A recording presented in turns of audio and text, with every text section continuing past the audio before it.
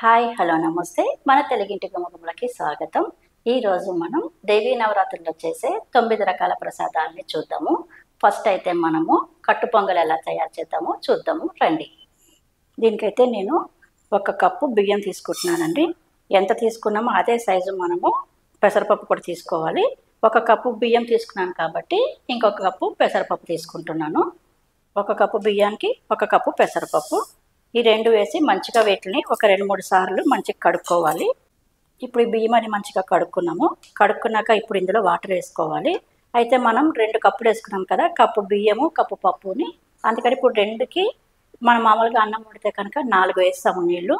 దీనికి ఎక్స్ట్రాగా 6 వేసుకోవాలండి. ఇంకా ఎక్స్ట్రా 1 కప్పు ఎక్స్ట్రా పడుతుంది. అందుకని ఇప్పుడు 6 కప్పులు నీళ్ళు పోసుకోవాలి ఇందులోకి.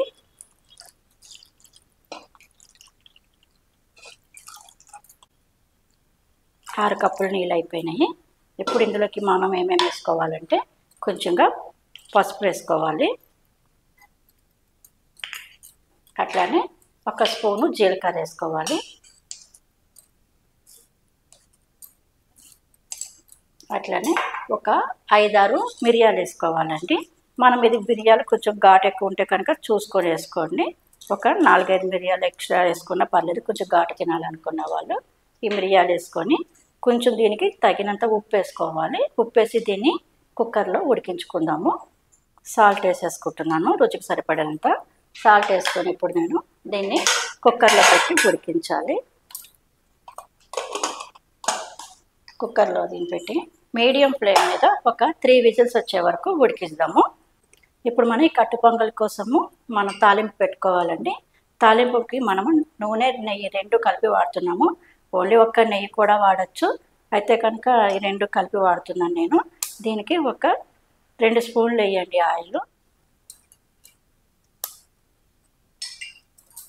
2 స్పూన్లు ఆయిల్ వేసి ఒక 2 స్పూన్ల వరకు నెయ్యి వేసుకోండి. 2 కలిపి వేసుకుంటే బాగుంటుంది టేస్ట్.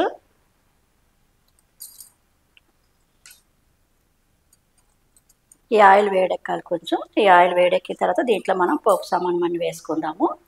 ఆయిల్ వేడెక్కింది. దీంట్లోకి మనం 1 స్పూను జీలకర్ర వేసుకోవాలి, అట్లానే సన్నగా తరిగి పెట్టుకున్న కొన్ని అల్లం ముక్కలు, ఒక 2 పచ్చిమిర్చి ముక్కలు, ఒక 2 ఎండుమిర్చి, అట్లానే కొన్ని మిరియాల పౌడర్లు వేయాలి. మిరియాల పౌడర్ ఒక 1/2 స్పూన్ వరకు వేసుకోండి. ఘాటు ఎక్కువ కావాలనుకున్న వాళ్ళు కొంచెం ఎక్కువ వేసుకోండి. ఒక 1/2 స్పూన్ మిరియాల పౌడరు. ఇందులోకి కొన్ని పచ్చి కొబ్బరి ముక్కలండి. ఇవి ఇందులో వేగి మనకి పొంగల్లో తింటే కనుక కట్టు పొంగల్లోకి చాలా టేస్ట్ బాగుంటుంది. అందుకనేసి ఈ పచ్చి కొబ్బరి కూడా వేసుకుంటే చాలా బాగుంటుంది. దీంట్లోకి కొన్ని కాజు,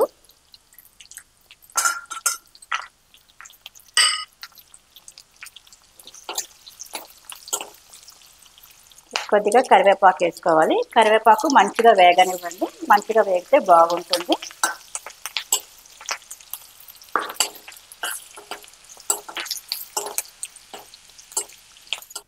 కరివేపాకు కూడా మంచిగా వేగింది కదా. ఇప్పుడు చివరిలో దీంట్లోకి మనము ఇంగువ వేసుకోవాలి. ఇంగువ వేసుకొని వెంటనే స్టవ్ బంద్ చేసేసేయండి. అంటే ఈ పోపుని మనం కొంచెం పక్కన పెట్టుకుందాము.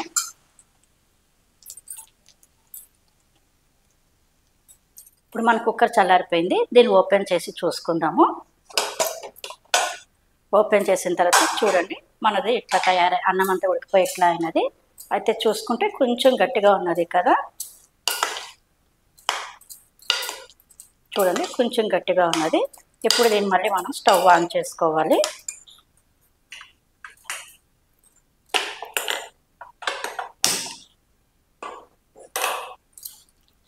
స్టవ్ ఆన్ చేసుకొని స్టవ్ మీడియం ఫ్లేమ్లో పెట్టుకోవాలి. మీడియం ఫ్లేమ్లో పెట్టుకొని కాస్త నీళ్ళు వేడి చేసి పెట్టుకోండి పక్కన. కొన్ని నీళ్ళు వేసి కలుపుకోండి, ఒకటేసారి అన్ని నీళ్ళు వేయకండి.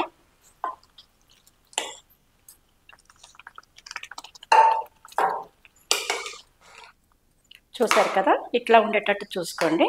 మరి ఎక్కువ పలుచగా కాకుండా మరీ గట్టిగా లేకుండానే. మళ్ళీ చల్లారిన తర్వాత మళ్ళీ గట్టిగా అయిపోతుంది కాబట్టి ఈ విధంగా ఉంటే సరిపోతుంది. ఇప్పుడు దీంట్లోకి మనం పోపు చేసి పెట్టుకున్నాం కదా, ఆ పోపునంతా దీంట్లోకి వేసేసుకోవాలి.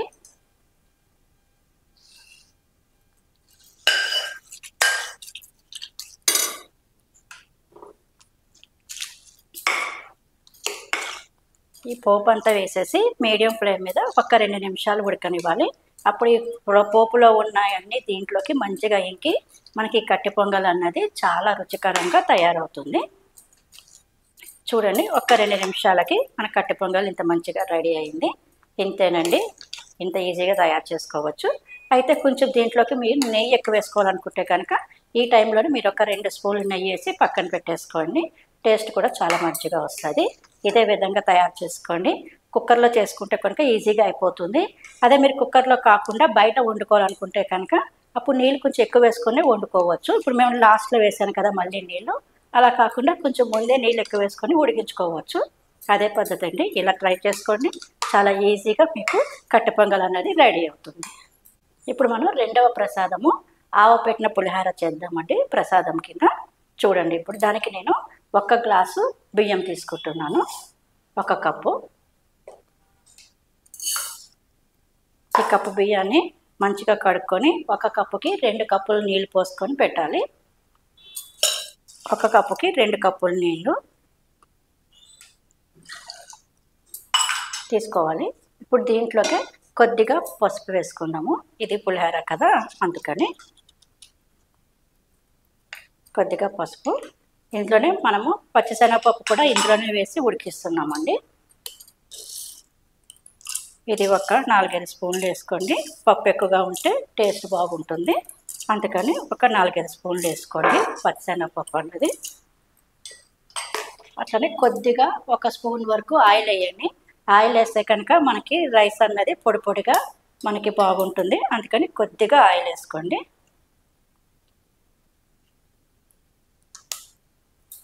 ఇప్పుడు ఇదంతా కలిపి మనము కుక్కర్లో మామూలుగా రైస్ వండినట్టే 2 విజిల్స్ వచ్చే వరకు పెట్టుకొని కుక్కర్లో ఉడికించుకోవాలి.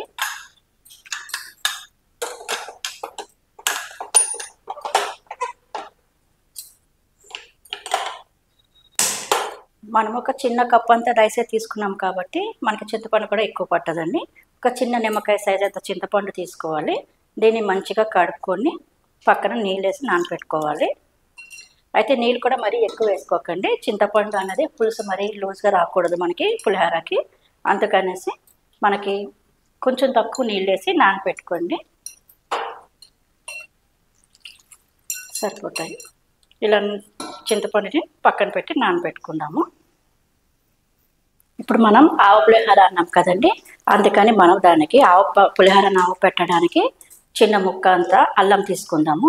అల్లం తీసుకొని ఆవాలు ఒక 2 స్పూన్లు, ఎందుకంటే మన రైస్ ఎక్కువ లేదు కదా, అందుకని ఒక 2 స్పూన్లు ఆవాలు వేసి దీన్ని మిక్సీకి పట్టుకుందాం. ఇప్పుడు మన కుక్కర్ చల్లగా అయింది కదా, ఈ రైస్ని మనం తీసి కుక్కర్ ఓపెన్ చేసుకొని ఈ రైస్ని మనం ఈ బౌల్లోకి తీసుకోవాలి.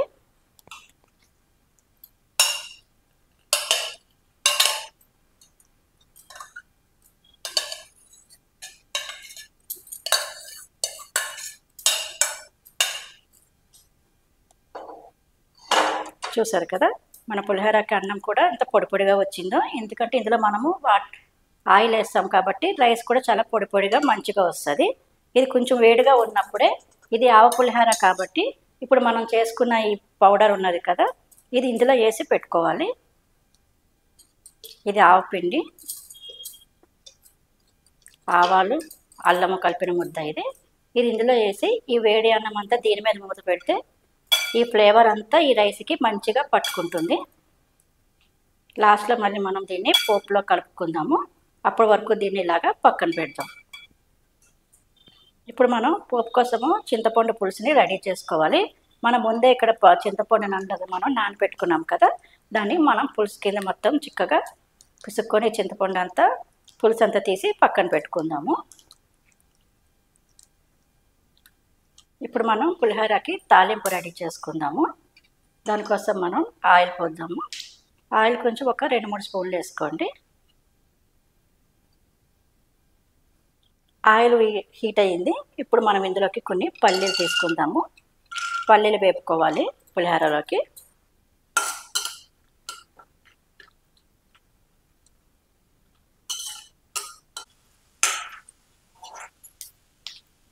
ఈ పల్లీలు కొంచెం వేగిన తర్వాత అప్పుడు కాజు వేసుకోవాలి, ఎందుకంటే కాజు తొందరగా వేగిపోతాయి కాబట్టి కాజు ముందు వేసుకోకూడదు.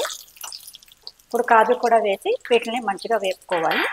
ఇవి కొంచెం వేగిన తర్వాత మంచిగా వేగిన తర్వాత వీటిని తీసి మనం పక్కన పెట్టుకోవాలి.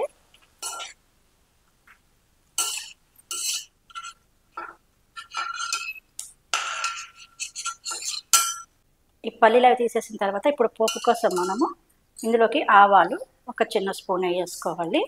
ఇందులోకి ఇంకా మనము పచ్చిశనగపప్పు వేయము, ఎందుకంటే మనము రైస్ ఉడికించినప్పుడే పచ్చిశనగపప్పు వేసేస్తున్నాం కాబట్టి ఇంక ఇందులోకి మనం పచ్చిశనగపప్పు వేసుకుంటాం లేదు. ఇంకా జీలకర్ర వేసుకోవాలి. జీలకర్ర వేసుకున్నాను. ఇందులోకి పచ్చిమిర్చి, ఎండుమిర్చి,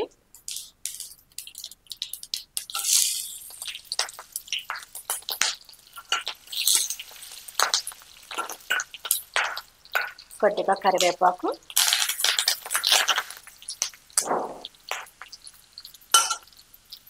కొద్దిగా ఇంగువ,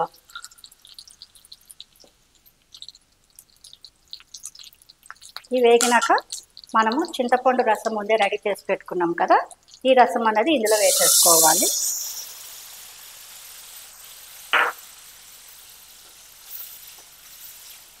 దీంట్లో మనం పసుపు కూడా వేస్తలేదండి, ఎందుకంటే మనం పసుపు వేసే రైస్ ఉడికించినాం కాబట్టి పసుపు కూడా వేసుకోక్కర్లేదు. ఇప్పుడు దీంట్లోకి కొంచెం సాల్ట్ వేసుకోవాలి. మన రైస్కి ఎంత సరిపోతుందో అంతా చూసి వేసుకోండి. మనకి టేస్ట్కి తగినంత ఉప్పు వేసుకోండి. ఇప్పుడు దీన్ని మంచిగా ఉడకనివ్వాలి. ఇది ఎలా ఉడికిందంటే మనకు తెలుస్తుంది కదా, ఆయిల్ అన్నది సపరేట్ అయ్యిందంటే మనకి చింతపండు పులుసు మొత్తం ఉడికిపోయినట్టే. అలాగే దీంట్లోకి కొద్దిగా మనము బెల్లం వేసుకోండి. బెల్లం వేసుకుంటే కనుక మనకి పులిహోర అన్నది కొంచెం మంచి టేస్ట్ వస్తుంది. ఎక్కువ వద్దు, కొంచెమే. అది మీకు నచ్చిన వాళ్ళైతే వేసుకోండి, లేదంటే కనుక వేసుకోవద్దు, మీ ఇష్టం. అది కొంచెం వేసి చూడండి, టేస్ట్ అనేది చాలా బాగుంటుంది. చూడండి, మన చింతపండు పులుసు అనేది రెడీ అయిపోయింది. ఇది ఆయిల్ అంతా సపరేట్ అయిపోయింది, చూసుకోండి. ఇలా ఆయిల్ అంతా సపరేట్ అయిపోయింది అంటే మన చింతపండు మంచిగా ఉడికినట్టు. ఇప్పుడు ఇది స్టవ్ బంద్ చేసేసుకొని మనము ఇది ఈ పులిహోరలోకి కలుపుకోవాలి. అయితే కొంచెం చల్లారనిద్దాము, ఎందుకంటే ఇది పులిహోర అన్నది మనం చేతితో కలుపుకుంటే మంచిగా వస్తుంది, అందుకని కొంచెం చల్లారనిస్తాను నేను దీన్ని. ఇప్పుడు ఇది ఆవు పెట్టాము కదా, అది మొత్తం అన్నం అంతటికి పట్టేటట్టు కలుపుకుందాము.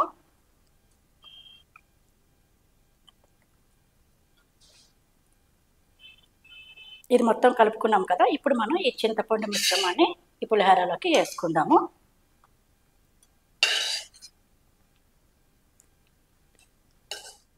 మొత్తం ఈ చింతపండు రసం అంతా ఈ అన్నానికి పట్టేటట్టు కలుపుకోవాలి.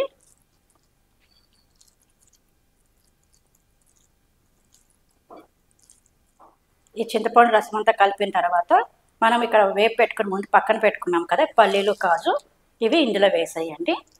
ఇంతేనండి, దీంతో మనకి మన ఆవు పులిహోర రెడీ అయిపోయింది. ఇప్పుడు మనం 3వ రోజు ప్రసాదం కొబ్బరి అన్నం తయారు చేసుకుందాము. ఈ కొబ్బరి అన్నానికి ఫస్ట్ మనం పోపు పెట్టుకోవాలి. దానికి ఒక 2 స్పూన్ల ఆయిల్ వేడి చేసుకుందాము.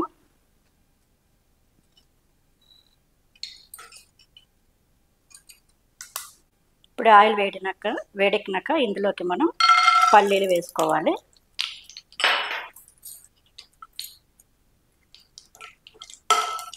ఈ పల్లీలు కొంచెం వేగినాక కాజు వేసుకుందాము. వీటిని కూడా మంచిగా వేపుకోవాలి. ఇవి మంచిగా వేగినాయి, వీటిని తీసి మనం పక్కన పెట్టుకోవాలి. ఇప్పుడు దీంట్లోకి మనం పోపు వేసుకోవాలి. పోపు సామానం పచ్చిశనగపప్పు, మినప్పప్పు, ఆవాలు ఒక్కొక్క స్పూను, అట్లనే కొద్దిగా అల్లం ముక్కలు వేసి కొంచెం వేయించుకోవాలి. ఇవి కొంచెం వేగినాక దీంట్లోకి పచ్చిమిర్చి తీసుకోండి, ఒక 4-5 పచ్చిమిరపకాయలు పొట్టు తీసుకోవాలి.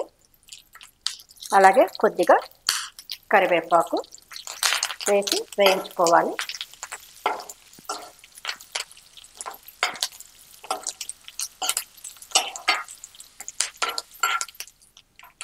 ఇవి కొంచెం వేగినాక దీంట్లోకి ఇంగువ వేసుకోవాలి. కొద్దిగా ఇంగువ వేసి ఈ ఇంగువను కూడా దీన్ని మొత్తం కలిపేటట్టు కలుపుకోండి. పోపుకి మొత్తం పోపు అంతా అయ్యింది. దీంట్లోకి పచ్చి కొబ్బరి తురుమండి దీనిని మిక్సీ పట్టుకున్నాను. ఇది ఒక కప్పు ఉన్నది, చిన్న కప్పు. ఈ కొబ్బరి అన్నది దీంట్లో వేసి లో ఫ్లేమ్ మీద ఈ పచ్చివాసన పోయేంత వరకు వేయించుకోవాలి. మొత్తం ఈ కొబ్బరి అంతా పచ్చివాసన పోయి మొత్తం అంతా ఇలాగా వేగిందండి. ఇప్పుడు దీంట్లోకి మనము అన్నం తీసుకోవాలి. ఇది ఒక కప్పు కొబ్బరి తీసుకున్నాం కాబట్టి ఒక 2 కప్పుల రైస్ తీసుకోవచ్చు, సరిపోతుంది అంతా. ఇప్పుడు ఇందులోకి నేను రైస్ తీసుకుంటున్నాను, ఒక 2 కప్పుల రైసు.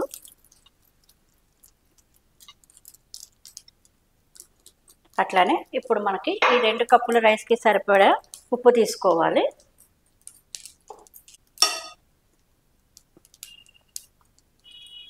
ఉప్పు అట్లానే మనము వేయించి పక్కన పెట్టుకున్నాం కదా, ఈ పల్లీలు కాజు ఇవి కూడా ఇందులోకి వేసేసుకోవాలి. వేసుకొని మొత్తం ఇదంతా రైస్కి పట్టేటట్టు మొత్తం కలుపుకోవాలి. అంతేనండి, దీంతో మనకి ఎంతో రుచికరమైన కొబ్బరి అన్నం రెడీ అయిపోయినట్లే. 4వ రోజు ప్రసాదం అల్లం గారెలండి. దానికోసం నేను మినప్పప్పు ఒక చిన్న కప్పుడు ఒక 5-6 గంటల ముందే నానబెట్టి పెట్టుకున్నాను. ఇవన్నీ మంచిగా నానిపోయినవి. వీటిని మనం మిక్సీ వేసుకోవాలి. అయితే మిక్సీ వేసుకునే ముందే మనము అల్లం గారెలు కాబట్టి ముందు మనము అల్లము, ఒక చిన్న అల్లం ముక్క, ఒక 4-5 పచ్చిమిర్చి ముందు మనము మిక్సీ వేసుకోవాలి. ఇవి కొంచెం కచ్చాపచ్చా అయిన తర్వాత అప్పుడు అందులో పప్పు వేసి మిక్సీ కొట్టుకోవాలండి. అల్లము పచ్చిమిర్చి వేసాను.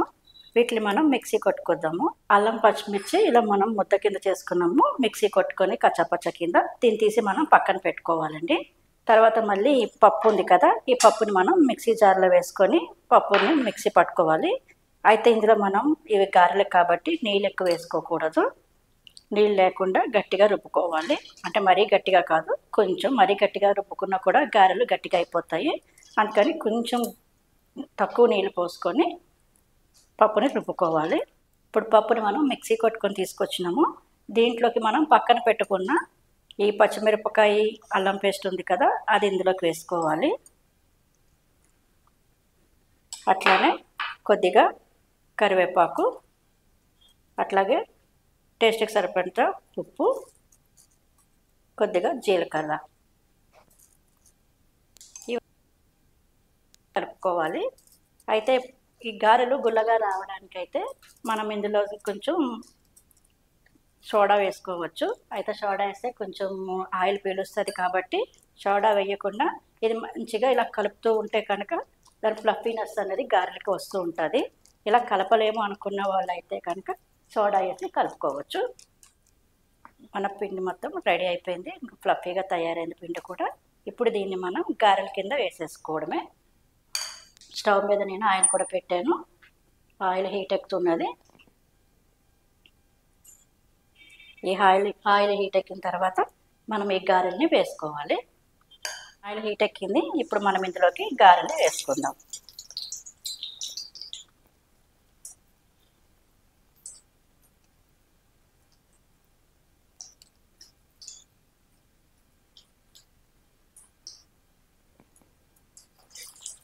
ఇలాగే మొత్తం పిండి అంతా గారెల కింద వేసేసుకోవాలి. ఇది గారెలు చూడండి, ఇలా మీడియం ఫ్లేమ్ మీద మనం ఇవి గోల్డెన్ ఎల్లో వచ్చే వరకు వేయించుకోవాలి. చూసారు కదా, ఇవి గారెలు ఎంత ఫ్లఫీగా పైకి పొంగినట్టు వచ్చినాయో.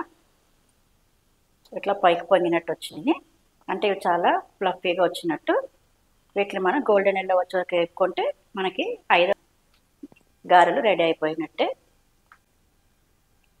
చూడండి, మొత్తం అన్ని గోల్డెన్ ఎల్లో వచ్చేసినాయి అంటే మన గారెలు మొత్తం అయిపోయినట్టే. వీటిని తీసేసుకోవడమే. ఇట్లానే మొత్తం పిండి అంతా గారెలు వేసేసుకోవాలి.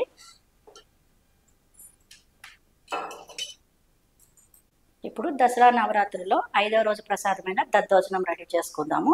ఈ దద్దోజనానికి రైస్ నేను ఫస్ట్ ఉడకపెట్టినాను. అయితే 1 కప్పు రైస్కి 3 కప్పులు నీళ్ళు పోయండి. మామూలు అన్నం అయితే 1కి 2 వేస్తాము. దద్దోజనం అయితే కొంచెం మెత్తగా ఉండాలి కాబట్టి 1కి 3 కప్పులు నీళ్ళు పోసి 3 విజిల్స్ వచ్చే వరకు కుక్కర్లో ఉడికించుకోవాలి రైసు. ఇప్పుడు కుక్కర్ చల్లారిన తర్వాత ఇది ఓపెన్ చేస్తున్నాను. చూడండి, అన్నం కొంచెం మెత్తగా ఉన్నది. ఇలాగే ఉండాలి దద్దోజనానికి. అయితే ఇది వేడిగా ఉన్నప్పుడే ఈ దద్దోజనాన్ని మనం మెత్తగా నలుపుకోవాలి. చల్లారిపోతే కనుక అన్నం మెత్తగా నలుపుకోవడానికి రాదు. అందుకే వేడి మీదనే ఈ అన్నాన్ని మనం మెత్తగా మెలుపుకొని పక్కన పెట్టుకుందాము. ఇలా నెమ్మదిగా కొంచెం మ్యాష్ చేసుకోండి. మరీ మెత్తగా కాకుండా కొంచెం మీడియంగా చేసుకోండి. వేడిగా ఉన్నప్పుడే చేయాలి ఇది కంపల్సరీ. మొత్తం ఇలా రెడీ చేసుకున్నాము. ఇప్పుడు దీన్ని మనం పక్కన పెట్టేసి ఈ దద్దోజనంలోకి తాలింపుని రెడీ చేసి పెట్టుకుందాము. ఈ దద్దోజనానికి తాలింపుకి నేను నెయ్యి వాడుతున్నాను. నూనె కూడా వాడుకోవచ్చు, నెయ్యి వాడచ్చు, ఏదైనా ప్రాబ్లం ఉండదు. నెయ్యి వేసుకుంటున్నాను నేనైతే. ఇప్పుడు ఒక 4 స్పూన్ల వరకు నెయ్యి వేసినాను. ఇది కొంచెం వేడెక్కగానే దీంట్లోకి 1 స్పూన్ ఆవాలు, 1 స్పూన్ జీలకర్ర, 1 స్పూన్ వరకు పచ్చిశనగపప్పు, ఒక 10-15 మిరియాలు. దద్దోజనంలోకి మిరియాలు అన్నవి చాలా టేస్ట్ ఉంటుంది. కంపల్సరీ మిరియాలు అన్నది వేసుకోవాలి. వీటిని వేసి మంచిగా వేపుకోవాలి.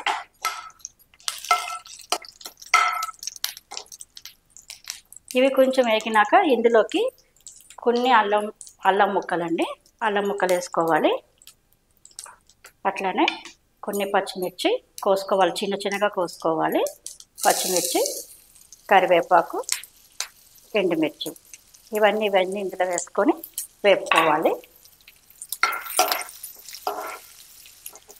ఈ తాలింపు అన్నది మొత్తం అంతా వేగింది కదా, చివరిలో కొద్దిగా ఇంగువ వేసుకోవాలి. ఇంగువ వేయంగానే బంద్ చేసేయండి. ఇంగువ వేసి ఎక్కువ వేపకర్లేదు. కొంచెం ఇంగువ వేసి ఒకసారి ఇలా కలుపుకొని ఈ పోపుని మనం చల్లారనిద్దాము, పక్కన పెట్టేద్దాము. ఇప్పుడు నేను ఒక చిన్న కప్పు వరకు రైస్ తీసుకున్నాను కాబట్టి అదే కప్పుతోటి పెరుగు తీసుకుంటున్నాను. అయితే పెరుగుని మనం మొత్తం ఇలాగ చిలుపుకోవాలండి. ఎందుకంటే ముద్దల కింద ఏమి ఉండకూడదు. అందుకని మంచిగా ఇలా కలుపుకొని అప్పుడు ఈ పెరుగుని ఈ అన్నంలోకి వేసుకోవాలి. ఈ పెరుగు వేసిన తర్వాత మళ్ళీ ఈ అన్నం మొత్తం ఒకసారి కలుపుకోవాలి. ఇలా కలుపుకున్న తర్వాత మళ్ళీ సేమ్ అంతే క్వాంటిటీలో పాలు వేసి కలుపుకోవాలండి. ఇప్పుడు ఇందులోకి పాలు కూడా కలుపుకోవాలి. పాలు అనేవి ఒకటేసారి అంతా వేసుకోండి, కొంచెం కొంచెం వేసుకొని కలుపుకోండి. ఎందుకంటే మళ్ళీ పలచగా అయిపోతే రైస్ అన్నది బాగోదు కాబట్టి కొంచెం వేసిన తర్వాత మళ్ళీ చూసుకొని మళ్ళీ మిగతా పాలు వేసుకోవాలి. ఇలా మొత్తం కలుపుకున్న తర్వాత ఇప్పుడు మనం పక్కన పెట్టుకున్న తాలింపుని తీసుకొచ్చి ఇందులో వేసుకోవాలి.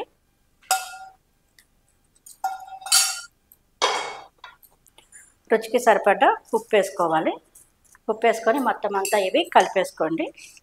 అంతే, మన 5వ రోజు ప్రసాదం దద్దోజనం రెడీ అయిపోయినట్టే.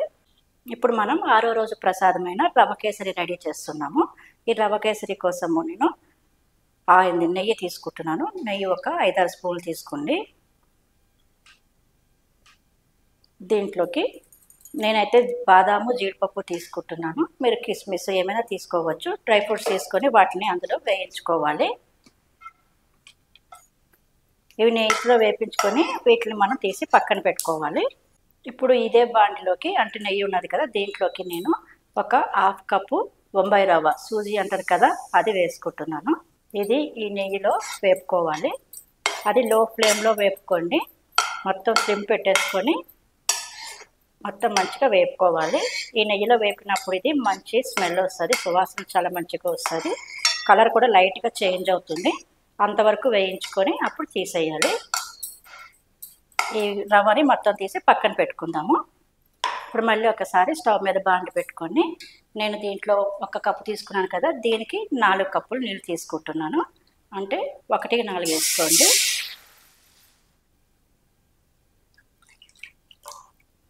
నాలుగు కప్పులు నీళ్ళు తీసుకొని దాంట్లో కొద్దిగా 1 స్పూన్ వరకు నెయ్యి వేసుకోవాలి.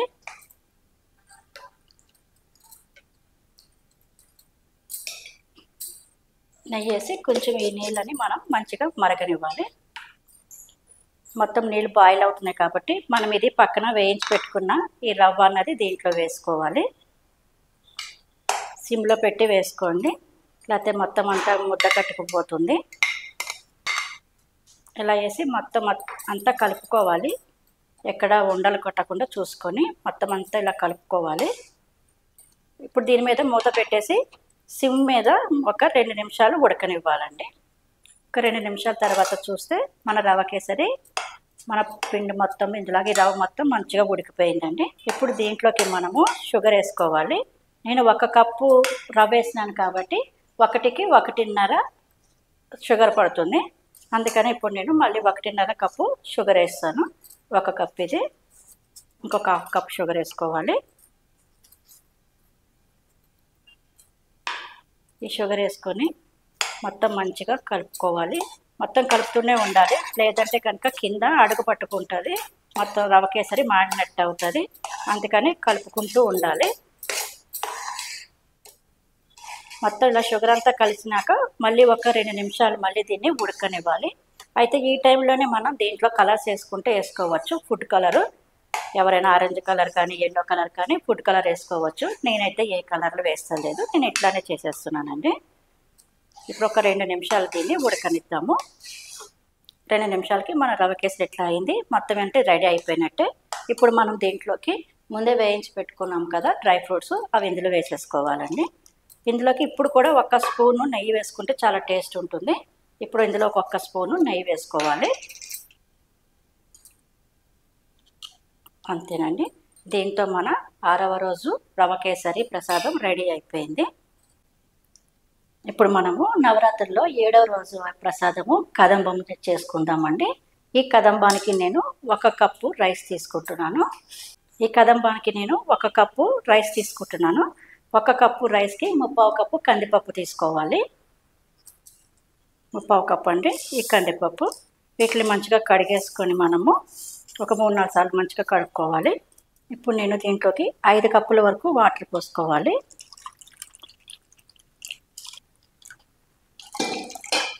5 కప్పుల వాటర్ పోసుకున్నాక దీంట్లోకి కొద్దిగా పసుపు వేసుకోవాలి. దీన్ని కుక్కర్ మీద పెట్టి మీడియం ఫ్లేమ్ మీద 3 విజిల్స్ వచ్చే వరకు ఉడికించుకోవాలండి.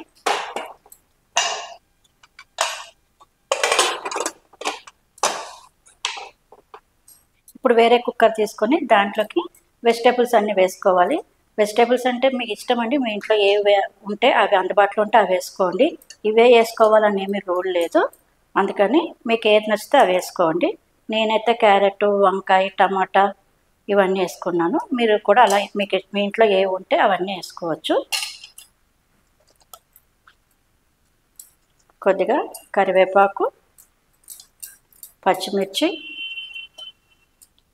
కొత్తిమీర, బెండకాయలు, టమాటాలు మొత్తం అన్నీ వేసుకోవాలి. కొద్దిగా సాల్ట్ వేసుకోవాలి. కొద్దిగా సాల్ట్ వేసుకొని ఈ ముక్కలు ములిగేటట్టు, మరి ఎక్కువ కాదు, కొంచెం వాటర్ వేసుకొని 1 విజిల్ వచ్చే వరకు కుక్కర్లో ఉడకేయాలండి. మరి ఎక్కువ మెత్తగా అవసరం లేదు, 1 విజిల్ వస్తే సరిపోతుంది.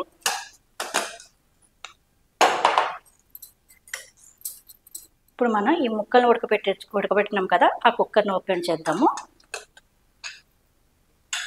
ముక్కలన్నీ ఉడికినాయి కదా, వీటిని మనం ఒక పెద్ద బాండిలోకి తీసుకుందాము. మళ్ళీ ఇప్పుడు స్టవ్ ఆన్ చేసుకోవాలి. వీటి కోసం మనం వీటిలోకి మళ్ళీ ఇంకొక గ్లాస్ వరకు వాటర్ పోసుకోవాలి. ఇప్పుడు ఈ ముక్కల్లోకి మనం కొంచెం చింతపండు రసం వేయాల్సి వస్తుంది. కొద్దిగా చింతపండు రసము, అట్లానే 1 స్పూన్ వరకు సాంబార్ పౌడర్, ఒక 2 స్పూన్ల కారం, ఇవన్నీ వేసి కొంచెం మరగనివ్వాలి దీన్ని. ఇప్పుడు దీంట్లోకి కొంచెం ఉప్పు కూడా వేసుకోవాలి. ఆల్రెడీ మనం ఇందులోకి కొంచెం ఉప్పు వేసామండి, అంటే ఆ ఉప్పు మనము ఈ ముక్కలు ఉడకడానికి వేసినాము. ఇప్పుడు వేసే ఉప్పు మనము రైస్కి సరిపడేటట్టు వేస్తాము, అందుకే ఇంకొంచెం ఉప్పు దీంట్లో యాడ్ చేసుకోవాలి. మరి ఎక్కువగా వద్దు, ఎందుకంటే ఆల్రెడీ మనం ఉప్పు వేసుకున్నందుకు.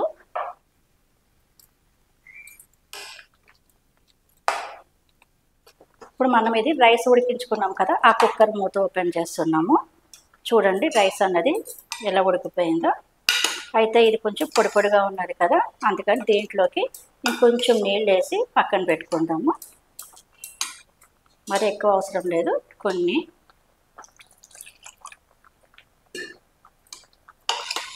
ఈ వాటర్ అంతా అన్నంలో కలిసిపోయేటట్టు ఒకసారి కలిపి పక్కన పెట్టుకోవాలి. అంతే. ఈలోగా మనకి ఈ ముక్కలు మళ్ళీ ఈ చింతపొడి రసంలో మళ్ళీ ఉడుకుతున్నాయి కదా, ఇప్పుడు ఈ రైస్ని తీసుకుపోయి ఈ రసంలో వేసేయాలి.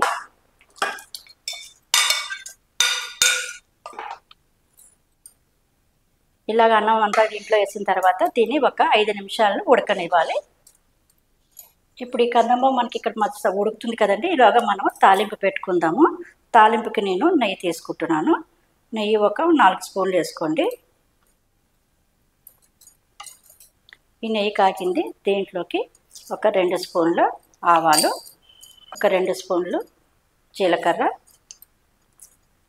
వేసి వేపుకోవాలండి. ఇవి కొంచెం వేగిన తర్వాత అందులోకి ఎండుమిర్చి ఒక 4-5 ఎండుమిర్చి, కొద్దిగా కరివేపాకు వేసుకోవాలి.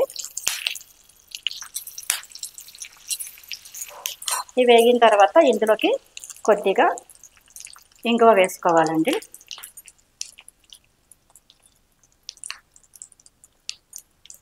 ఇంగువ వేసుకొని ఒక్కసారి కలుపుకొని స్టవ్ బంద్ చేసేయాలి. ఇంగువ వేసిన తర్వాత ఎక్కువసేపు వేపకూడదు. మన తాలింపు మొత్తం రెడీ అయిపోయింది. ఈ తాలింపుని తీసుకుపోయి ఈ కదంబంలోకి వేసేయాలి. అంతేనండి. దీంతో మన కదంబం మొత్తం రెడీ అయిపోయింది. ఎట్లా ఉంటే సరిపోతుంది. మరీ దగ్గరగా అయిపోయింది అనుకోండి, మళ్ళీ ఇంకా చల్లారిన తర్వాత ఇంకా గట్టిపడిపోతుంది. అందుకని ఇలా ఉండగానే మనం స్టవ్ బంద్ చేసేసుకోవడమే. దీంతో మన కదంబం రెడీ. ఇప్పుడు నవరాత్రిలో 8వ రోజు ప్రసాదం మనము రెడీ చేసుకుంటున్నాము. 8వ రోజు ప్రసాదం పరవాన్నం అండి. ఈ పరవాన్నానికి నేను ఈ కప్పుడు రైస్ తీసుకున్నాను.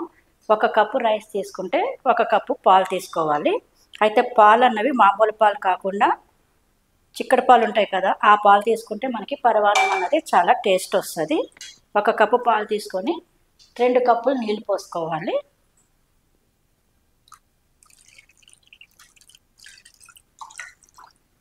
ఇప్పుడు దీన్ని మనం కుక్కర్లో పెట్టుకొని ఒక 2 విజిల్స్ వచ్చే వరకు ఉడికించుకోవాలి.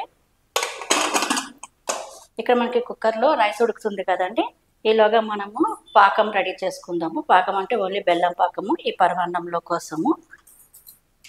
దానికి మనం గిన్నె వేడి చేసుకోవాలి. నేను ఒక చిన్న కప్పు రైస్ తీసుకున్నాను కాబట్టి 1 కప్పుకి 1.5 బెల్లం తీసుకోవాలి. 1.5 బెల్లం తీసుకున్నాక 1 కప్పు నీళ్ళు తీసుకోవాలి. ఇది మరీ తీగపాకం ఏమీ అవసరం లేదండి. ఓన్లీ బెల్లం కరిగితే సరిపోతుంది. ఈ బెల్లంలోకి మంచి ఫ్లేవర్ రావడం కోసమని యాలకులు వేసుకుందాము. ఇప్పుడే ఒక 2 యాలకులు ఇందులో వేసి ఇందులోనే ఈ పాకంలోనే మనం కరగనిద్దాము. బెల్లం మొత్తం కరిగిపోయింది. అందుకని స్టవ్ బంద్ చేసేసి ఈ పాకాన్ని పక్కన చల్లారనివ్వాలి. ఈ కుక్కర్ చల్లారే లోపల మనము దీనికి డ్రై ఫ్రూట్స్ వేసుకోవడానికి నెయ్యి వేడి చేసుకుందాము. నెయ్యి వేడైందంటే దీంట్లోకి నేను ఈ కాజు వేస్తున్నాను. నేను ఓన్లీ కాజు ఒకటే వేస్తున్నానండి. లేకపోతే ఇందులో మీరు కిస్మిస్ అవన్నీ కూడా వేసుకోవచ్చు. అయితే నేను కాజు ఒక్కటే వేసుకుంటున్నాను. ఈ కాజు కొంచెం వేడెక్కిన కొంచెం ఇందులో కాగిన తర్వాత తీసి పక్కన పెట్టుకోవాలి. మరి ఎక్కువగా వేగనియద్దండి, ఎందుకంటే ఆ వేడికి కొంచెము మళ్ళీ మాడిపోయినట్టు అవుతాయి. అందుకని కొంచెం కాగినాక అవి కొంచెం వేగినాకనే ఇది తీసి పక్కన పెట్టేసుకోవాలి. చూడండి కొంచెం వేగినాయి కదా. నేను ఇప్పుడు స్టవ్ బంద్ చేసేసి ఇది పక్కన పెడుతున్నాను. కుక్కరు చల్లారింది కదా, దీన్ని మనం ఓపెన్ చేసి చూద్దాము. ఓపెన్ చేసి ఇదిగో రైస్ చూడండి, మన రైస్ మొత్తం ఉడికిపోయింది ఇట్లాగా. ఇప్పుడు దీంట్లోకి మనం మళ్ళీ పాలు పోసుకోవాలి. అయితే మనం ఏ కప్పుతో అయితే అన్నం రైస్ తీసుకున్నామో మళ్ళీ అదే కప్పుతో ఒక 4 కప్పుల వరకు పాలు తీసుకుందాము. ఒక 2 నిమిషాలు ఈ పాలలో మొత్తం అన్నం అంతా మళ్ళీ ఉడికిపోయిందండి. ఇట్లా ఇలా ఉంటే సరిపోతుంది చిక్కదనం. మళ్ళీ ఎక్కువ చిక్కదనం అయిపోతే కనుక చల్లారిన తర్వాత ఇంకా గట్టిగా అయిపోతుంది. ఏ మాత్రం ఉంటే సరిపోతుంది. ఇప్పుడు మనం స్టవ్ బంద్ చేసేసుకొని పక్కన పెట్టుకోవాలి. పక్కన పెట్టుకొని మనం ఇప్పుడు పాకం పెట్టుకున్నాం కదా బెల్లము, ఇది మొత్తం అంతా చల్లారిపోయిందండి. ఇప్పుడు దీన్ని ఈ రైస్లోకి తీసుకోవాలి. ఇలా చల్లగా అయిన బెల్లం పాకాన్ని పరవాన్నంలో వేస్తేనే మనకి పరవాన్నం అన్నది విరిగిపోకుండా ఉంటుందండి. లేకపోతే కనుక వేడి పాకం కనుక వేసేస్తే కనుక పరవాన్నం అన్నది విరిగిపోతుంది. చాలామంది పరవాన్నం ఇరిగింది అంటారు కదా, అందుకేనండి. పాకం అన్నది చల్లారవ్వాలి. పాకం చల్లారిన తర్వాత వేస్తే కనుక పరవాన్నం అన్నది విరిగిపోదండి. ఇప్పుడు వేయించి పెట్టుకున్నాం కదా కాజు, ఇవి కూడా ఇంట్లోకి వేసేసుకోవాలి. ఇంతేనండి, మన 8వ రోజు ప్రసాదం పరవాన్నము రెడీ అయిపోయింది. నవరాత్రిలో 9వ రోజు ప్రసాదం అండి. 9వ రోజు ప్రసాదం నువ్వుల అన్నము. దానికోసం మనం స్టవ్ పైన ఒకటి పాన్ పెట్టేసుకొని దాంట్లోకి ఒక స్పూను పచ్చిశనగపప్పు వేసుకోవాలండి. పచ్చిశనగపప్పుని వేయించుకోవాలి. పచ్చిశనగపప్పుని వేయించుకోవాలి. కొంచెం టైం పడుతుంది, 1 నిమిషము ఇది వేగడానికి. ఇది వేగిన తర్వాత దీంట్లోకి మనం మినపప్పు వేసుకోవాలండి. ఇది కొంచెం వేగింది కదా, ఇప్పుడు మినపప్పు వేసుకోవాలి. ఇప్పుడు మినపప్పును కూడా వేపుకోవాలి. ఈ మినపప్పు వేగుతున్నప్పుడే మళ్ళీ మనం దీంట్లోకి ఒక 5-6 ఎండుమిర్చి కూడా వేసుకోవాలి. ఇవన్నీ మంచిగా వేపుకోవాలండి. అది కూడా లో ఫ్లేమ్ మీదే వేపుకోవాలి, అయితే మాడిపోతాయి. చివరిగా కొన్ని కరివేపాకు ఆకు వేసుకోవాలండి. కొన్ని కరివేపాకులు వేసుకొని ఇప్పుడు వేపుకోవాలి. ఈ 1 నిమిషం వేగుతాయి. 1 నిమిషంలో ఈ మొత్తం అన్నీ వేగిపోతాయి. ఈ మొత్తం వేగిపోయినాయి కదా, వీటిని ఒక బౌల్లోకి తీసి పక్కన పెట్టుకోవాలి. ఇప్పుడు ఇదే బాండిలోకి మనము నువ్వులు తీసుకోవాలి. ఒక 3-4 స్పూన్లు నువ్వులు తీసుకున్నాను నేను. ఈ నువ్వులను కూడా లైట్గా వేగించుకోవాలండి. మరి ఎక్కువ మాడిపోయినట్టు కాకుండా కొంచెంగా వేయించుకోవాలంతే. ఇది ఆల్రెడీ బాండి వేడి మార్కెట్, వేడి మీద తొందరగా వేగిపోతాయి ఇవి, అందుకని లైట్గా వేగితే సరిపోతాయి. కొంచెం వేగిన తర్వాత వీటిని కూడా మనం స్టవ్ బంద్ చేసేసి పక్కన పెట్టుకోవాలి. పక్కన పెట్టుకొని ఇవన్నీ మనం మిక్సీ కొట్టుకోవాలండి, పౌడర్ చేసుకురావాలి. ఇప్పుడు నేను నువ్వులది పొడి చేసేసుకున్నానండి, ఇంతకుముందు మనం మొత్తం అంతా చేసుకున్నది. ఇప్పుడు దీన్ని నేను ఈ రైస్లోకి కలుపుకోవాలి. నేను రైస్ కూడా పెద్ద ఎక్కువ తీసుకోలేదు, ఒక చిన్న కప్పు రైస్ తీసుకున్నాను. దానికి ఒక 3 స్పూన్ల వరకు ఈ నువ్వుల పొడి పడుతుంది. ఈ నువ్వుల పొడి వేసుకొని టేస్ట్కి సరిపడ్డా కొంచెం ఉప్పు కూడా వేసుకోవాలండి. ఉప్పు కూడా వేసుకొని మొత్తం అంతా ఈ రైస్కి అంతా ఈ నువ్వుల పొడి కలుపుకోవాలి పట్టేటట్టు. ఈ మొత్తం నువ్వుల పొడి అంతా ఈ రైస్ అంతటికి పట్టిందండి. ఇప్పుడు మనం ఈ రైస్కి మళ్ళీ తాలింపు రెడీ చేసుకోవాలి. ఇప్పుడు ఈ రైస్కి మనం తాలింపు రెడీ చేసుకోవాలి. తాలింపు కోసం స్టవ్ మీద ఒక బాండి పెట్టుకొని దాంట్లోకి మనం ఒక 2 స్పూన్ల వరకు ఆయిల్ వేసుకోవాలి.